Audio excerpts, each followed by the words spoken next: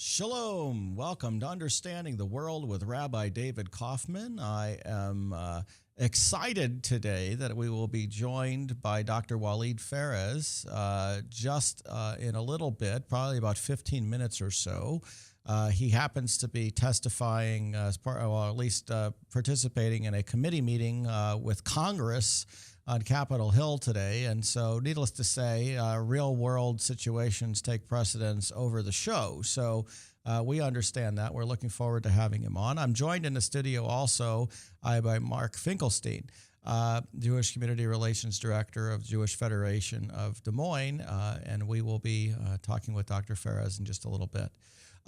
This week, to say that there's a few things going on would be a dramatic understatement. As we speak, deliberations are going on concerning a possible military strike against Syria, against the Assad regime because of their use of chemical weapons against the rebel groups there.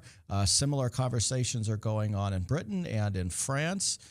The British and French seem to be much more gung-ho about doing something than the United States necessarily is, and that could potentially have to do with the fact that both of those governments seem to be more strongly connected to the Muslim Brotherhood than the United States is.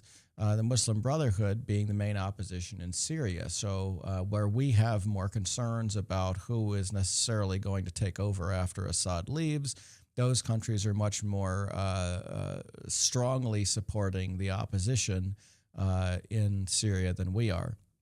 It's a strange week in the Middle East when things in Israel really are barely being discussed whatsoever. Iran is barely being discussed. The entire Persian Gulf region is hardly even on the radar right now because things are so focused on the southeastern Mediterranean, eastern Mediterranean with Syria in the north and Egypt in the south, where Egypt has almost fallen off the radar in the last week because of the situation in Syria. It is going to be a rather, how should I put this? The stakes in Syria are extremely high no matter what we do. If we don't do anything, the consequences are going to be severe. And if we do something, they could be. So it really is going to be a rather profound decision from the Obama administration as to what happens. I wrote an article today on the We Are For Israel website, which you can find through one2talkto.com, which you see at the bottom of your screen there, talking about the fact that not only are the stakes very high, but the situation is very difficult. The implications of what we decide could have much wider impact, but there are also moral and ethical obligations going on. Yesterday was the 50th anniversary of the March on Washington and the I Have a Dream speech. The president spoke, I think, very eloquently about civil rights yesterday. In fact, he had one of the best civil rights quotes that I've heard in a very long time. Said the moral arc of the universe bends toward justice, but it doesn't bend on its own. Is a very good statement about the fact that we have to take responsibility in making the world a better place and in advocating for those who are less fortunate. It is of significant importance, however, that I should add, that right before Dr. King spoke 50 years ago, Rabbi Joachim Prince spoke, and among the statements that he made in his speech was that the sin of neutrality is the greatest of our age. Greatest sin of our age. Apply that to Syria. We can't simply say we don't care who wins, let them all die. That's simply not a moral statement. It's not an ethical statement. No one who has belief that we are all created by God can possibly say who cares if children die in conflict. And if you think that the use of chemical weapons by Assad is not a big deal, think about the fact that right now we've already probably had not only hundreds killed, maybe even a few thousand killed in chemical weapons attacks, But if Assad believes that he can do that with impunity, we could be seeing tens of thousands of people die. He could send chemical weapons, sarin gas weapons, and wipe out entire regions of population. The advantage of chemical weapons, of course, is you don't have to have troops anywhere near them. You could simply wipe out everybody in an entire area. They are vastly different from the use of conventional weapons, which require you to actually have troops participating in an event and potentially jeopardizing their own lives. And you can hide from conventional weapons. You can hide underground. You can hide in buildings. You can do all that. Sarin gas, you don't even know it's coming. It's invisible. It will kill everybody around. We have a moral obligation to respond, and I'm looking forward to hearing what Dr. Walid Phares says when he joins us later in the show. With that, we'll take a momentary break.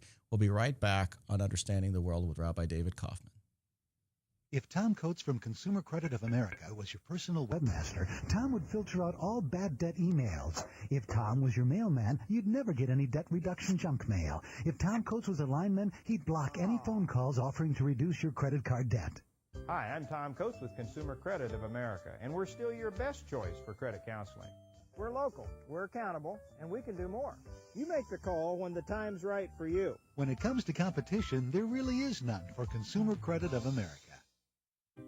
Yes, now your favorite programs on Webcast One Live can all be watched and listened to on any Android or Apple device, your phone, tablet, or iPad.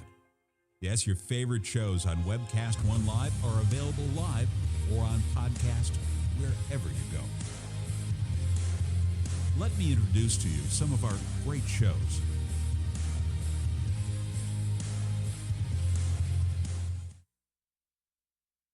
My name is Justin Bennett with Strong Tower Consulting, where we passionately coach individuals, families, and businesses to make better financial decisions that help create success and eliminate financial stress. I offer a free 30-minute consultation where we find out where your situation is. I explain how I do my coaching services. Then it's up to you whether you want to continue. The Bible has, depending on who you believe, 800 to 2,000 scriptures that talk about money alone. So pretty important subject in God's eyes. That's one of the things that I enjoy doing, is help them see God's ways of handling money. You know, it's interesting. Most people that I ask, what would it be like to be debt-free? The common response is, I don't know. I don't think it's possible. But in 90 days, most of my clients go from, I don't think it's possible, to I'm excited. In 2 years or less, I will be debt-free. There's no tricks, no gimmicks, nothing being sold here. It's just learning how to do money well. This is Strong Tower Financial Hour, where we help people go from being broke and scared to having hope with a plan. I'm Michael Libby. I'm the host of Insight on Business, the News Hour. We're seen live at 8:45 each Monday morning at Webcast One Live, or whenever you want on my blog or on the Internet. So what qualifies me to talk about advertising, marketing, and consumer trends? Well, it's my business. Insight Advertising, Marketing, and Communications has helped dozens of companies, small, medium, and large, learn how to use advertising correctly, and we pass that information on to you each and every week. So when you want to watch your favorite Webcast One program, remember, there's an app for that.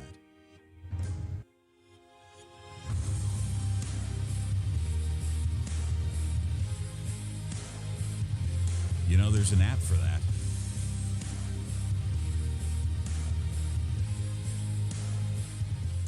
Shalom. Welcome back to Understanding the World with Rabbi David Kaufman. I'm joined in the studio by Mark Finkelstein of the Jewish Federation of Greater Des Moines, our Jewish Community Relations Director. And we are going to be joined in just a few minutes by Dr. Walid Phares, who is a American scholar of Lebanese origins, who's one of the foremost experts on and commentators on global terrorism and Middle East affairs. And I had originally asked Dr. Phares if he would be able to join us last week to talk about the events in Egypt and the attacks on the Coptic Christian Church. And then things in Syria kind of deteriorated since. So We're going to certainly be talking about Syria and Egypt, and we'll talk really about the entire region and whatever else Dr. Phares would like to talk about. We'd like to thank Dr. Ronald Bergman of Bergman Folkers Cosmetic Surgery and Spa for his support of this show, enabling us to do what we do and share with you the information that we can share, helping to make our world a more understandable place. And it's amazing just how complicated it can get, Mark. Yeah. Perhaps we can spend a few seconds talking about the peace negotiations. Absolutely. Go. What are you thinking today? Well, I'm thinking what your opinion is about the piecemeal, the overall expectation that something will be solved rather than breaking it down into units that are digestible. Well, I think that the negotiations got so far off track in really over the last decade that I think they kind of have to rebuild the track that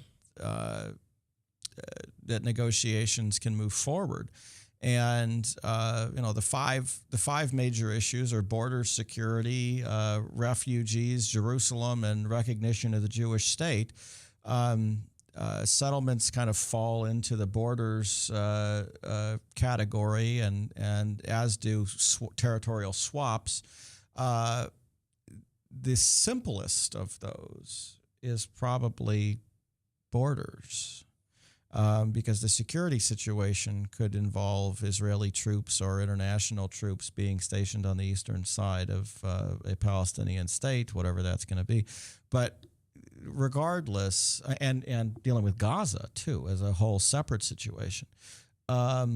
Regardless, the belief right now is that a comprehensive solution is probably not a possibility, but that some sort of advancement, long-term agreement on various kind of things, territorial development, sharing economic things, could certainly move forward. So there could be agreements that get us toward peace without having to push we need to do something now or else kind of agreement, in which case everything could fall apart very quickly. Do you suspect that the talks so far are only about laying out the environment that we're talking about, or are they somewhat substantive yet? My bet is that laying out the environment largely occurred before they even met, and that we're really dealing with substantive stuff. The problem is without a real deadline in which you're not going to have the ability to negotiate further and something needs to be done, it's very unlikely that you're going to have concessions made that are going to lead to advancement. This environment is conducive to getting the sides to talk and maybe getting them to understand what they desire out of the peace process, but it's not necessarily good to get them to actually commit to it, because the consequences of failure of the talks are not high enough. At least they're not high enough for the Palestinians. I mean, whether they're high enough for the Israelis is a different issue. The Israelis, I think, are worried about worsening relationships with Europe, and if there doesn't seem to be progress. The Palestinians, I think, have nothing to lose here. And when you have nothing to lose, a lot of the time you're also not willing to make any concessions to get anything. Do you think there's pressure on the sides to agree on what can be agreed upon, or are we still playing the game that all the pieces have to be in place before anything is agreed upon? I think the Palestinians would like borders to be agreed upon before they move to anything else. I think the Israelis want to see it as a complete agreement. Now, borders are linked to security, obviously. I don't think the Palestinians see borders linked to security. I think the borders want to know. I think the Palestinians want to know what their map is going to look like. And the Israelis are saying, you can't know what your map is going to look like until we can figure out what the security situation is, until we know what's going on with Jerusalem. The borders that you're going to have if we have to deal with hostile populations inside your country are going to be different than the borders you're going to deal with otherwise. The security arrangements that we're going to have to deal with are going to be different depending on what the borders are. all of those various things are going to be significantly impacted based upon the borders, so the other way around. The Israelis' concern is Jerusalem. The Palestinians say Jerusalem belongs to us, and the Israelis say, no, all this territory around here is going to be ours no matter what. You're in a difficult situation. We have Dr. Walid Phares on the phone with us. I believe he's just finished up his congressional hearing, so we're gonna go right to Dr. Walid Phares. Dr. Phares, welcome to Understanding the World. Thank you so much, Rob. It's a pleasure and an honor to be on your show. It's an absolute honor for us to have you on the show. So you were up on Capitol Hill today? Yes, actually, it was not a hearing. It was a briefing because we're not in session now. So these were think tanks, some congressional offices meeting, and, of course, discussing Syria first, but also other important issues in the region. I mean, issues of concern and interest to you as well, I imagine. Oh, there's so many issues to talk about. I'm kind of at a loss on where to begin these days and feeling kind of overwhelmed. Hello, Dr. Phares. This is Mark in Des Moines. Nice to talk to you again, sir. Mark, hello. Nice to talk to you, and hope to see you soon in Des Moines as well. Thank you. My general question is with regard to the Syrian situation, is there anything about it that's terribly surprising to you? Well, that's a great question. I wish it's the same question I get in the national media. No, it is not very surprising in terms of projections. I mean, we all remember, we had that conversation before, including in Des Moines, that in 2011, throughout that year, we were present in Iraq. U.S. forces were still present in Iraq. And by being in Iraq, we were at the east of the Assad regime, Jordan in the south, Turkey in the north, Sixth Fleet in the west. The regime was boxed. Besides, most of the opposition was still demonstrations, civil society, was not armed in the first 6 months. Unfortunately, by committing to the withdrawal on time in December, the administration took out one of its important tools. Now it's trying to bring back some of those tools and units to the region to punish the Assad regime for allegedly using chemical weapons, while in 2011 we had all our presence there. So that would be one strategic mistake we've done. For the rest, as you know, I'm not surprised because Al-Qaeda has, because of our inaction for 3 years now, penetrated most of the opposition. I wouldn't say all of it, but most of the opposition.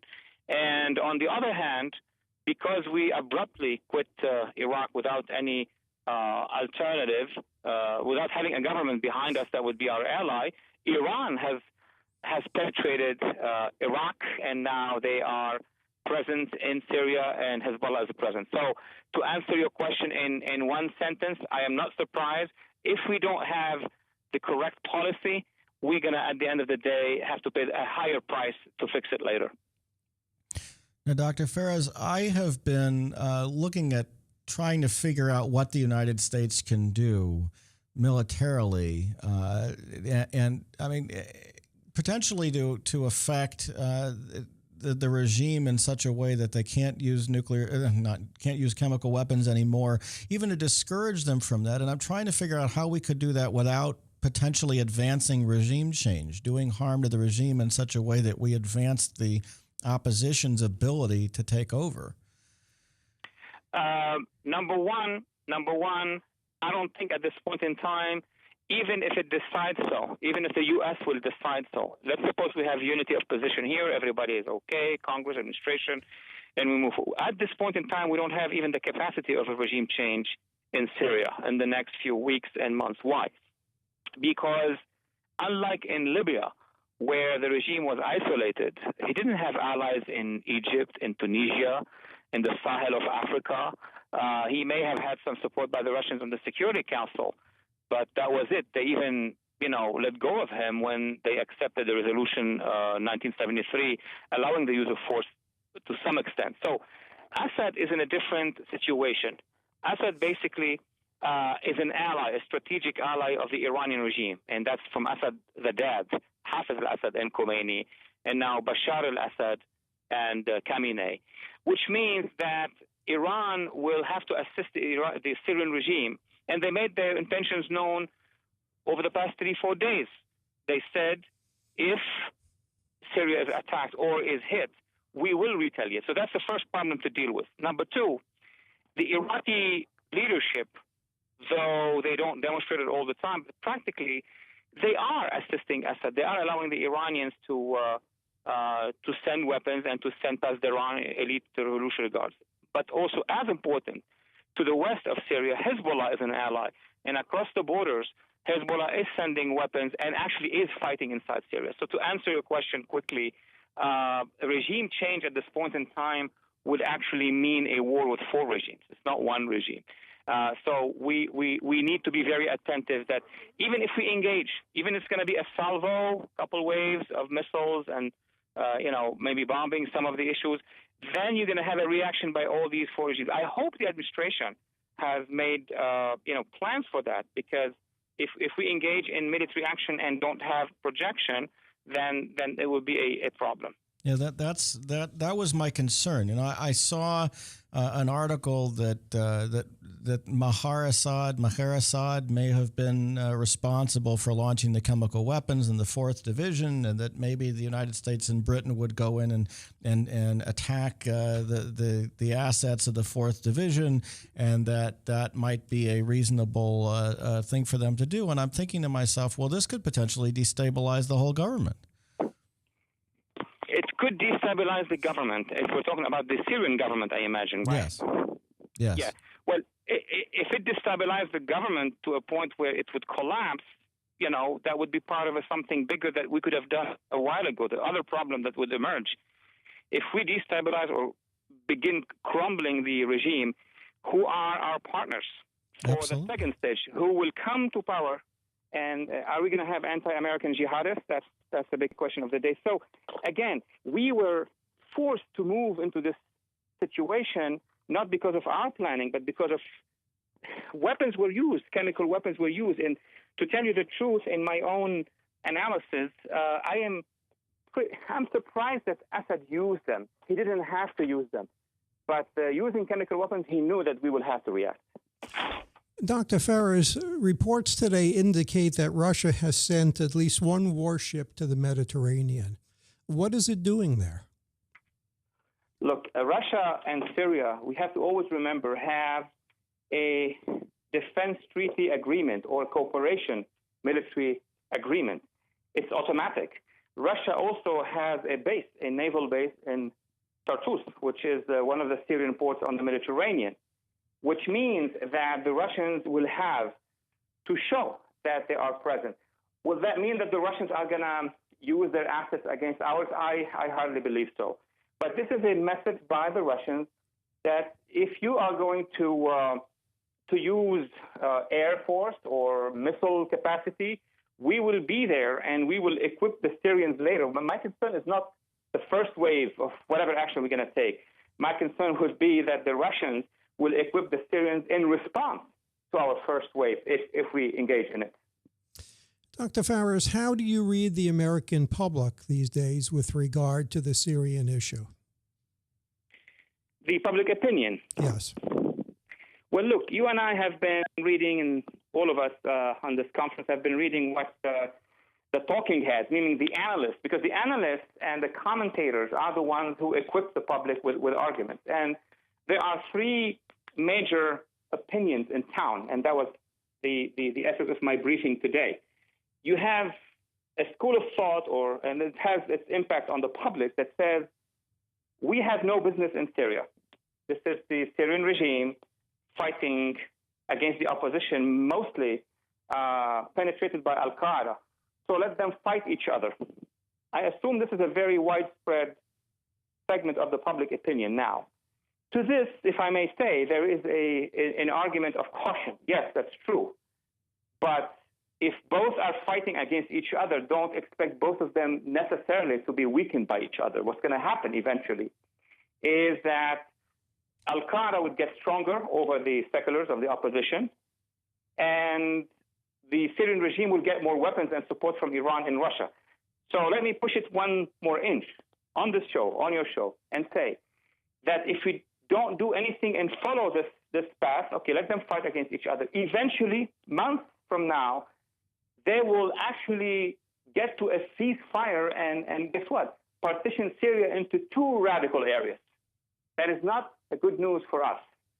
So while it may appear as a good news in the beginning, but in the long term, they are rational actors, and they will get to a settlement and then turn their guns against our interests. Second, quickly, is the public opinion that would support the notion of a regime change, such as Senator McCain. He has advocated the idea that we will bomb and will intervene and arm the opposition, the rebels in general, and Assad will go and we have a democratic Syria. There are a lot of details that have not been addressed in this issue. Because if we arm, we may be arming, not we may be, we will be arming the jihadists.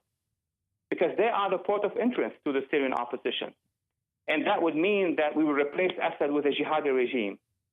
Third option is what the president is trying to do right now, which is to be very cautious, which is to apply some sort of pressure on the Assad regime, maybe by bombing the Assad regime a little bit, and then bringing both sides, that would be the opposition and the regime, to Geneva with the Russians to make a much wider discussion of the issue. I would say good luck, because we don't control the process. We're not alone in this process. And finally, you have the rest of the public opinion that is very afraid, very concerned about the fact that in an air engagement in Syria will mean that we're going to respond to any attack against us, including terrorism, and that would be a re-engagement in a war at a time that, at a time the administration is praising itself for withdrawing from Iraq and ready to praise itself to withdraw from Afghanistan, and here we're going to send divisions or forces to the region again. So you have all these ideas disseminated across the public opinion scope. Now, Dr. Phares, one of the major concerns that I have, and I know the Jewish community generally has, is Israel's potential involvement. And my concern would be that if not only could Iran just respond, obviously, to any attack or Syria or Hezbollah and hit Israel, but certainly if they feel like the regime is in jeopardy, they might. So that's one concern I have that I'd like to hear your opinion on. And also the idea that if the United States and the allies are going to respond about the use of chemical weapons, is there a possibility that the regime would simply use a whole bunch of chemical weapons all at once against the opposition, knowing that they're facing a response anyway? Look, Rabbi, your concern is absolutely legitimate, on both counts, on both grounds.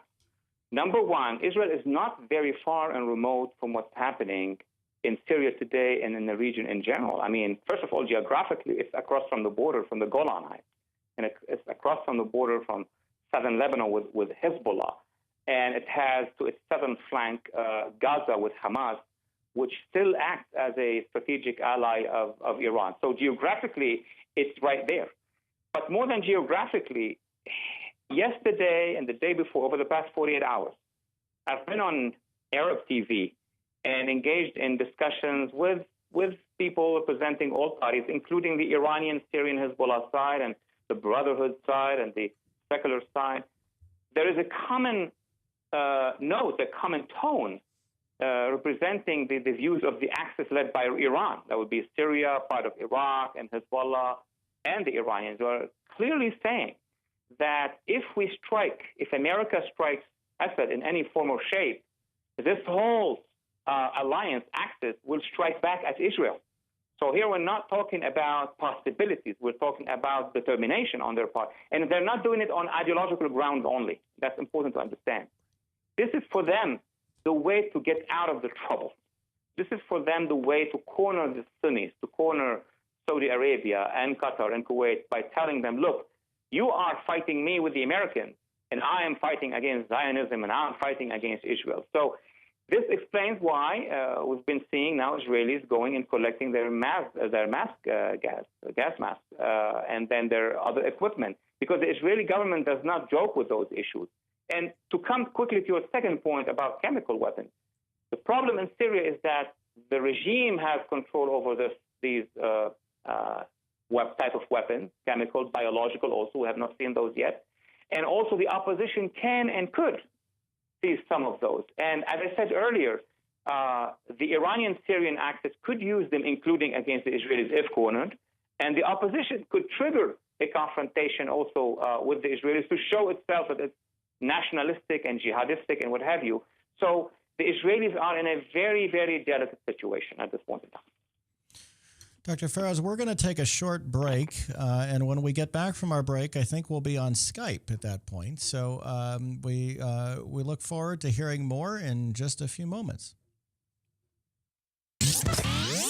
From the RE/MAX Real Estate Concept Studios, this is Webcast One Live. I'm Brian Leach, owner and general manager of Service Legends. I brought along a couple of the home comfort heroes.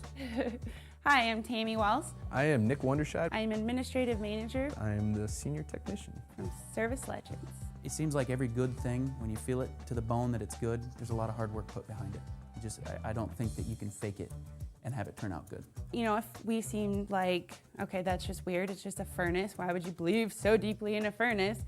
It's not just that, you know, we want to show the world that you can have good service. Yeah, I mean, it's your home. You know, it's built into our daily trainings, it's built into our culture, that we're gonna do whatever it takes to have each client say they love us, period.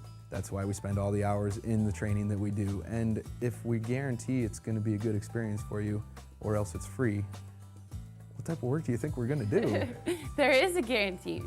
Temperature selection guarantee, fixed right or it's free guarantee, comfort guarantee, best value guarantee. All of these guarantees hold us accountable to ensuring that we exceed your expectations.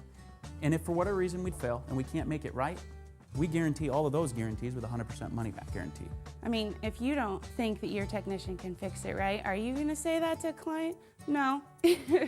You don't have to worry about having a technician come to your house. We drug test, background check all of our team members. We put safe people in your home. Each and every one of our service techs, 400 hours a year in training. You tell it the minute they walk in the door. They know what they're doing, they've done their homework, and they actually truly care about what you want. Because at the end of the day, you're the person that makes sure I have a job. They're gonna be listening. They're gonna wanna know what your challenges are. Then they're gonna come and give you options, and you get to choose. If I'm there to help and I make it easy and painless, I did my job right that day. Well, when it comes to your comfort, safety, and your family, you know, you don't necessarily go buy the most expensive, but you get the most bang for your buck. Oh, it's worth it, because there's a lot of people that will find a way to get it to work right now and then leave and then come back, charge you again, and the cycle just repeats itself. So when I'm out there looking at the furnace, I want to find why it failed today. How can we change the part today with something that you're not going to have to worry about?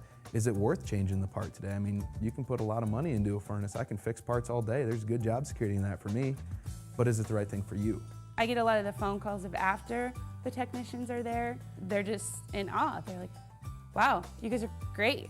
I mean, I don't even know what to say. You guys are great. Everything you did was perfect. It was great. Keep going, though. I like this. Just give us a try. I'm going to take all the risk. I've got the time to make this right. I've got the support to make it right. Just check us out. And if you don't see the value in what we do, I mean, fixed right or it's free or 100% money back. Enough said.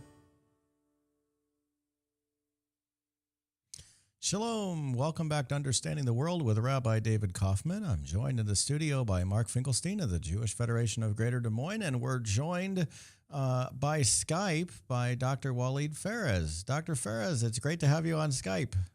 Great to be with you. It's a great equipment, great show. Thank you. You're welcome. So Mark and I have two very simple questions. I'm sure it'll take you 2 seconds to answer these questions. Number one, what do you think we should be doing regarding Syria? And number two, what do you think we're going to do regarding Syria? Oh, good Lord. These are very simple questions, but can I begin with number two? Sure. We're not going to do anything from number one. That's almost sure. I mean, whatever I would like to recommend, unfortunately, at this point in time in Washington, decision makers, advisors, I'm not talking about the strategists, because the strategists, defense strategists, national security strategists, they always look long-term and try to see what is best on national security perspective. Policymakers are surrounded always with advisors. And advisors may not see eye to eye always with long-range national security interests of the United States. They add some stuff from here and some stuff from there. So let me begin with answering seriously now number one. Number one is we don't have the capacity at this point in time to actually do a regime change and replace it with liberal Democrats or conservatives or something that would look like Sweden. It's not going to happen at this point in time. Plus, we don't have a stomach and we don't have a consensus to go ahead and do 4 regime changes that would be Iran, Iraq, Hezbollah, and Syria to affect the situation in Syria. So what we need to do is what we can do and what is in the best interest, first of all, of the United States, and second, of the people of Syria. And let me probably mention this for the first time nationwide through your program. There are players in Syria that we have not considered so far. The choice that was given to us was the Assad regime, that's an ally of Hezbollah, a terrorist organization, an ally of Iran, which sponsors terrorism, and a butcher in its own country. So that's a very bad player. Then we look at the opposition, the most visible part of the opposition, the one you see on YouTube and satellite networks, the one that is basically using jihadi methods, are Al-Qaeda linked Jabhat al-Nusra and their allies. That's why many Americans are saying, what do we have to do between those two fighting forces? Well, let me introduce a notion that says that inside Syria, there are many players, many segments that are against Assad and against Al-Qaeda that would like to actually move forward in Syria to establish a democracy. And when we say a democracy, you know, Rabbi, many people in America say, well, it's not a perfect democracy. Well, of course, it's going to be a mediocre democracy. From the French Revolution to the French Third Republic, it took many revolutions and many mediocre revolutions to get to where French democracy is. And we could apply this to all other democracies. So let's look at Syria and look at the other players. For example, let me introduce the northeastern part of Syria. You have a Kurdish community, about 2 to 3 million Kurds. And what are the Kurds doing right now? They are keeping the Assad forces outside and Al-Qaeda forces away. That's an opening. We should begin by dealing with the regions of Syria that are most likely going to be pushing back against the two threats, accept our support, and march in line with our general goals, American goals. Second, inside Syria, you have another minority, about 2.5 million Christian. 1 million of Syrian Christians is in the northeastern part controlled by the Kurds. So you have two players here. And then you have the Free Syria Army, which is the opposition. Now, we admit and we know that the jihadists have controlled large segments of the FSA, but there is a segment in the FSA made of secular officers who served under Assad. They don't like Assad. Of course, they don't like the jihadists. Have we reached out to them? I don't think so. We haven't seen them in Congress. We haven't seen them at the State Department or at the White House. So we need to reach out to those. My conclusion is, while we may not be able to affect all of Syria at once because of the contending forces and because of a lack of will that we have now, we need to reach out to much smaller size components that we can work with and create a safe zone for them. We don't need to clear out their zone. It's already cleared out. Support them the same way we did with Saddam Hussein, with the no-fly zone over the northern part, Kurdistan. That would be my first recommendation. Now, you mentioned Iraq. We, I think, have completely lost track of Iraq.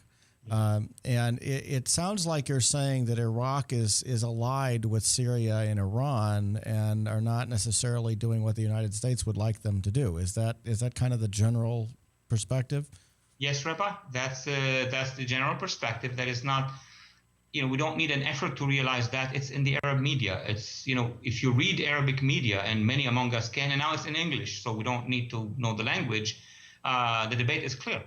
The Maliki government, although not in public against us, is facilitating the passage of weapons from Iran to Syria and from Iran and Syria to Hezbollah in Lebanon, which basically explain, for example, why Israel waged a strike, an airstrike twice inside Syria against weapons going to Hezbollah. So that's evidence number one. Evidence number two, the Iraqi government is allowing Pasdaran, meaning Iranian Revolutionary Guards, to travel first by land from Iran to Syria and by air. I mean, the airspace of Iraq is open to Iranian Air Force airliners and planes that would ship weapons and ammo to the Syrian regime. Now, it's not visible because the Iraqi government still has a lot of interest with us. So they're trying to play, we will get your support, but meanwhile, in the region, we are coordinating between Iran and Syria. Dr. Phares, is it true that if the United Nations inspectors don't either find something smoking gun or don't, this will have an effect on the American situation? It will.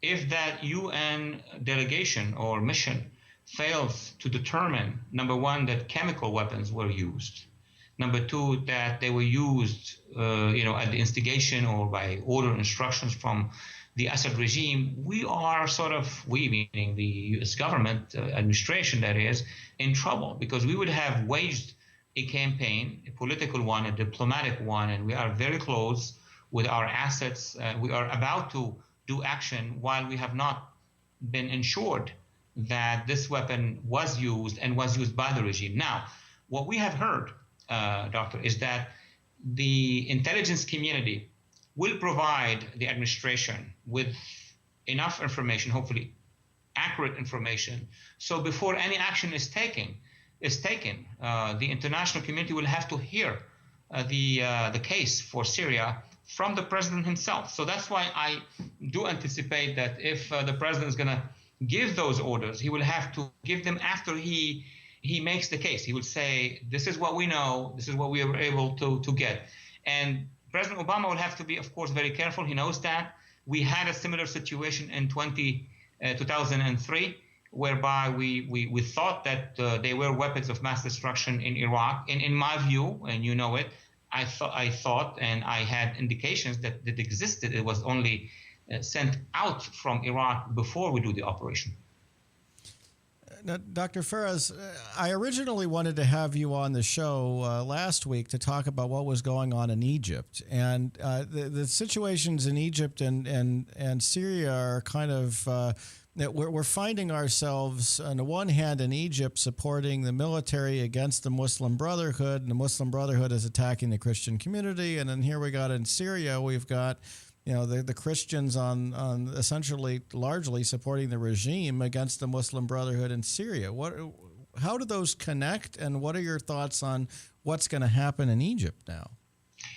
It's good that we're going to be talking a little bit about Egypt. Yes, I have been following up the situation in Egypt for the last many months. Actually, I was in touch, continue to be in touch, as Mark knows, with the leadership of the Coptic community in Egypt and of secular democratic opposition parties, used to be opposition and now they're close to government in Egypt.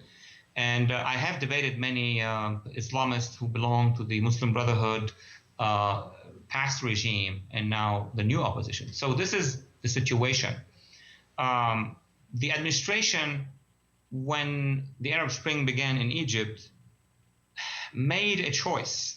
And that choice was to open up to the Muslim Brotherhood because they were advisors. I mean, they are not the experts. Politicians are not the experts. So the advisor would tell them, the Muslim Brotherhood are the reformists, the revivalists, and they could stabilize Egypt. So you partner with them and help them, and then you're going to have Egypt, Libya, Tunisia, and if things will change in Syria as well, all under one force we can deal with. That's the doctrine that allowed Washington to move in the direction of the Brotherhood. What was missing here is that the Brotherhood are an Islamist/jihadi at times movement, which has its own agenda. You cannot just put it in a box and say, you Brotherhood, you're going to deliver a stable region, period. What they're going to take from you is your support to be able to defeat and bring down Mubarak, done. Then to sideline the military, then to marginalize the liberal youth, and then the country is yours. Then you have your own policy. Then you go against Camp David. I mean, the information that we had was that Mr. Morsi, while benefiting from our support, was preparing to bring down Camp David, but in stages.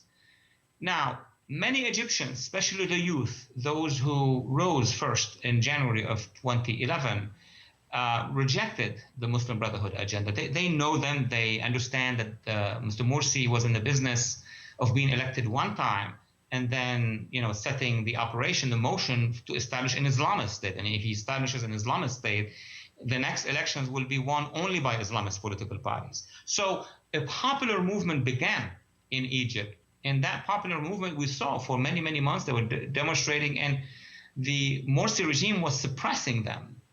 So that the youth one day decided we're going to repeat the Arab Spring, but this time with secular forces. And they called the Tamarod movement, or the rebel movement, called for a massive demonstration.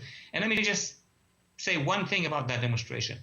33 million Egyptians demonstrated in the streets of Cairo and major cities. BBC, which is known to be, international mainstream. We're not always in agreement with them, but they said 33 million. Now, 33 million is a number that is 3 times the size of all those who voted for Morsi. So this is a legitimacy above any legitimacy that he has. The more important matter was not that 33 million just walked in the streets of Cairo. What did he say? That night, he went on national TV and he said, I'm going to wage jihad against you.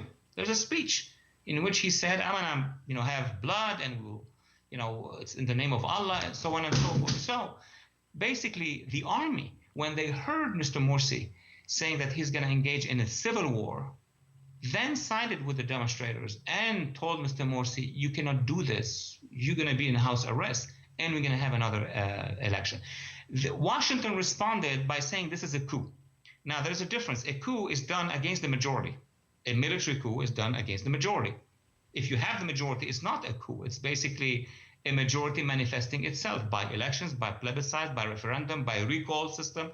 The bottom line is that July was the month whereby the military and the popular majority decided to tell the world, look, you didn't believe us on June the 30th, let's have another one. So here come July the 26th, and then there was, another demonstrations which also gathered about 35 million people. So my point here is that we need to understand that the Egyptian people do not want the Muslim Brotherhood, and that the United States will have to respect and accept the will of the Egyptian people. And of course, encourage the military to do 2 things. Shepherd the country towards democracy. They cannot establish a military regime. And we don't expect them to establish a military regime. And at the same time, they need to protect the Camp David peace agreement. If they do, respect those 2 components, let's see where Egyptians are going to go with the next elections. Dr. Phares, Al Jazeera has opened up apparently a new network in the United States. It seems to be able to project its political philosophy all over the world, both in English and in Arabic. How does Al Jazeera, number 1, view the Syrian situation, and number 2, the Egyptian situation? I will refer to Egyptians and Syrians and Arabs and Middle Easterners. So we're not going to take the opinion of American experts. We're going to just look at the region where Al Jazeera is and listen to what people from the region, journalists, media, intellectuals, students are saying about Al Jazeera. Those who support Al Jazeera are the Al Jazeera audience. And that would be the Salafists, the Islamists, ultra-Arab nationalists at some point, and then other elements who support the ideological idea of a caliphate, of an emirate, or in general terms, a rejection of secular societies, civil societies that are secular. This is the crowd of Al Jazeera, and it has many followers. We have to admit that, in the millions.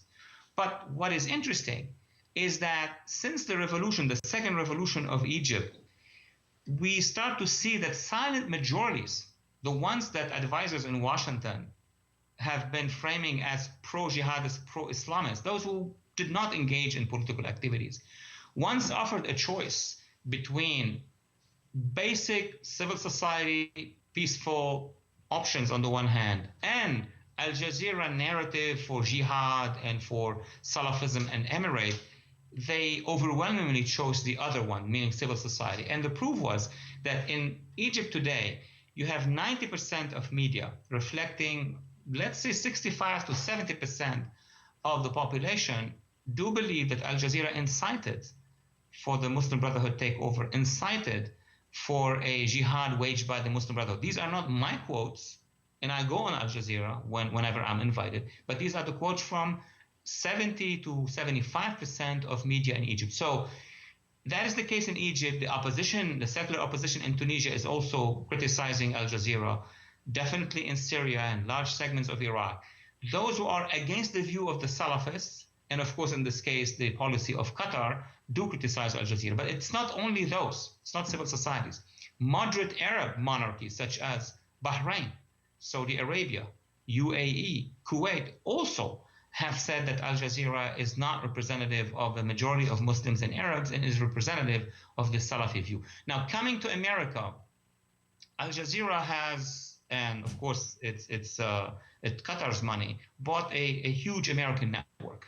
They did not build it bottom up. They just bought from Al Gore, Mr. Al Gore, a huge network. I'd be interested in seeing how well the American mainstream public, not interested in the media public, will respond to that. If Al Jazeera America is going to be another, critic of America or anti-American or let's say far left organization, be it, there will be one more. But if it's going to act in the same way Al Jazeera Arabic does, by siding with the Wahhabis and the Brotherhood and the Salafis and trying to legitimize them, but in English, then I am projecting that the majority of American public will not be very interested in in Al Jazeera America. We have a few minutes left, and there's one country that we've been talking about a lot lately that I think we're kind of leaving out of the discussion here, and that's Turkey.